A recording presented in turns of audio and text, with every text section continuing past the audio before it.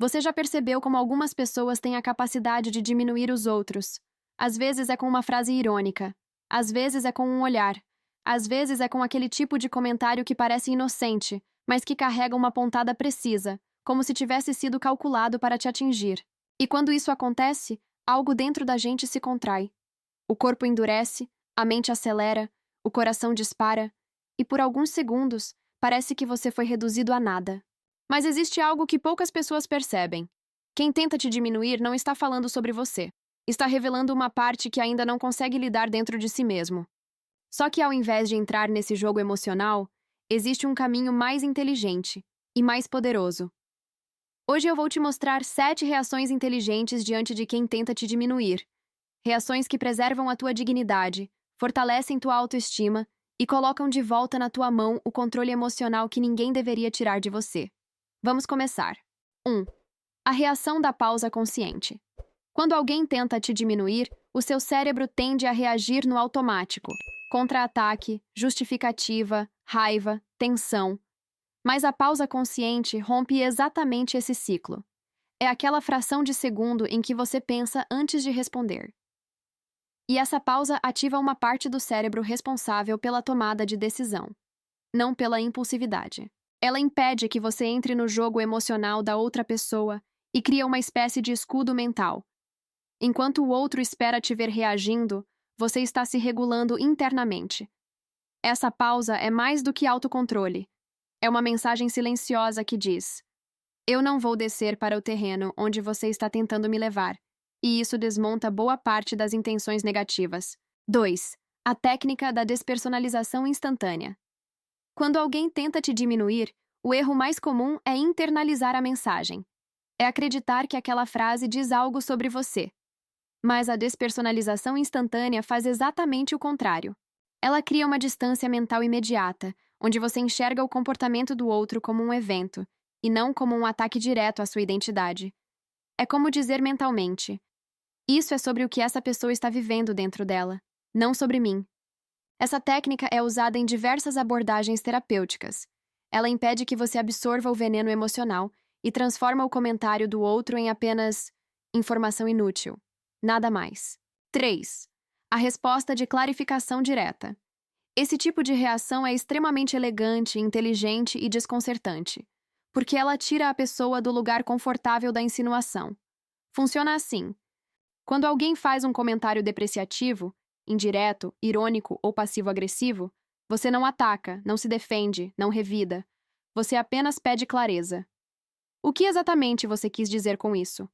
Pode explicar melhor essa sua observação? Por que você acha isso? Essa simples pergunta faz duas coisas. Primeiro, mostra que você percebeu o ataque. Segundo, obriga a pessoa a se responsabilizar pela própria intenção. E a maioria das pessoas que te diminui não quer assumir isso. Elas querem impacto sem responsabilidade. Quando você pede explicação, o jogo acaba. 4. O redirecionamento de foco. Essa reação é útil quando a intenção da pessoa é te provocar, te tirar da linha, te puxar para um conflito desnecessário. O redirecionamento funciona assim. Em vez de reagir ao ataque, você traz o foco de volta ao que realmente importa. Por exemplo, se alguém tenta te diminuir no meio de uma conversa de trabalho, em vez de entrar nisso, vamos voltar ao ponto principal. Ou numa interação pessoal. Isso não acrescenta em nada à conversa. O que realmente estamos discutindo? Esse redirecionamento não é fuga, é maturidade.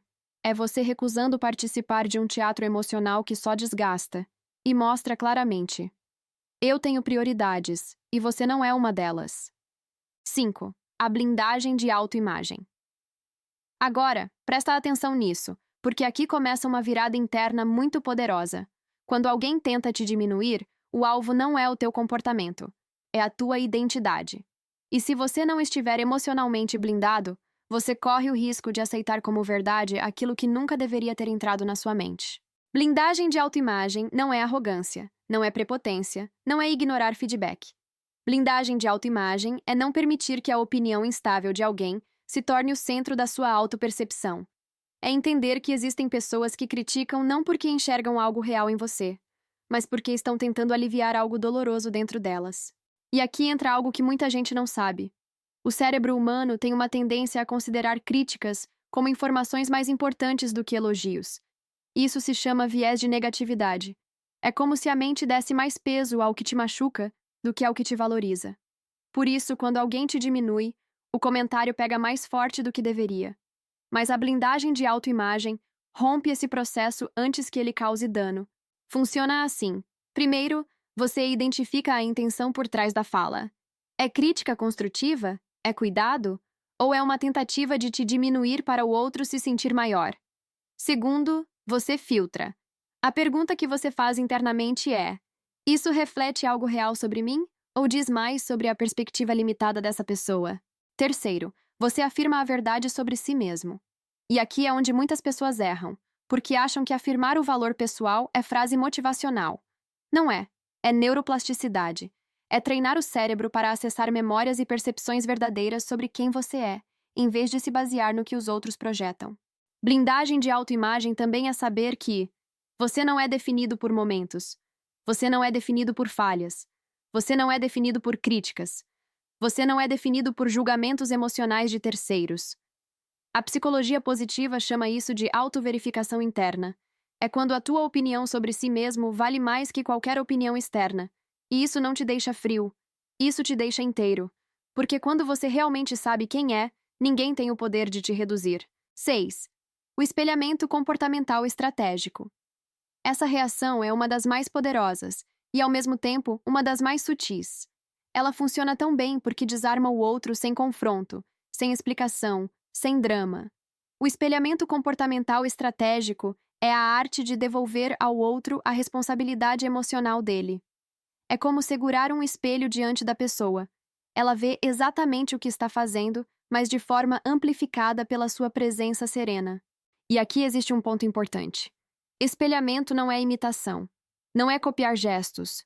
Não é zombar. Não é ironizar. O espelhamento funciona em 3 camadas. Camada 1. O tom. Quando alguém tenta te diminuir com sarcasmo, você responde com neutralidade. Quando alguém usa agressividade, você responde com firmeza tranquila. Quando alguém quer provocar, você responde com uma postura de "não estou disponível para isso". O tom desmonta a intenção da pessoa porque mostra que o emocional dela não manda no seu. Camada 2. A postura. A forma como você se posiciona fisicamente comunica valores internos. Se o outro tenta te intimidar, você mantém a postura ereta. Se o outro tenta criar caos, você mantém o corpo estável. Se o outro tenta te pressionar, você mantém o olhar firme, não desafiador. Firme. Essa postura envia uma mensagem silenciosa. Eu estou aqui, e eu não vou quebrar. Camada 3. A coerência. Quando o outro tenta te diminuir, ele espera uma reação típica. Raiva, justificativa, submissão, explicações longas. Quando você responde com coerência entre o que sente e o que demonstra, o outro percebe que não tem acesso ao seu emocional. Você vira um espelho que devolve. Se tem algo errado aqui, não sou eu. 7. O corte de ciclo. Encerramento elegante. Talvez essa seja a reação mais madura, mais transformadora e, ao mesmo tempo, a que exige mais coragem. Porque cortar o ciclo não é se afastar com raiva.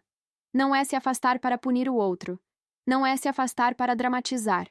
Cortar o ciclo é encerrar um padrão emocional que não serve mais para o seu desenvolvimento. E aqui está a parte que muitos não entendem. Às vezes, o corte de ciclo acontece enquanto você continua convivendo com a pessoa. Sim, o corte de ciclo pode ser silencioso. Ele pode ser parar de responder provocações, parar de se justificar, parar de tentar ser compreendido por quem não quer compreender, parar de reagir a ataques sutis, parar de esperar reconhecimento de quem não reconhece nem a si mesmo.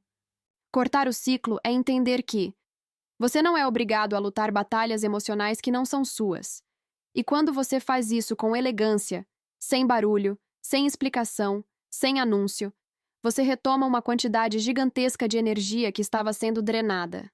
Encerramento elegante é olhar para dentro e decidir. Eu escolho paz, eu escolho limite, eu escolho seguir. E isso muda absolutamente tudo. Agora respira um instante. Porque neste momento você talvez já esteja sentindo algo diferente aí dentro. Uma sensação de alívio. de clareza, de força, como se alguém tivesse acendido uma luz interna que você nem sabia que ainda estava acesa. Isso que você está sentindo agora é dopamina, porque você acabou de aprender maneiras novas de se proteger. É serotonina, porque você recuperou a sensação de valor. É oxitocina, porque você está num ambiente seguro, sendo guiado com respeito. E é endorfina, porque existe libertação quando você entende que o problema nunca foi você. Então, da próxima vez que alguém tentar te diminuir, lembre-se disso. Você não nasceu para caber em expectativas pequenas. Você não está aqui para viver encolhendo. Você não é definido pelo olhar de ninguém. Você é definido pela consciência que tem de si mesmo. E toda vez que você volta para esse centro, você cresce, você se eleva, você se liberta, respira fundo, sente essa força, ela é sua. Obrigada por você estar aqui.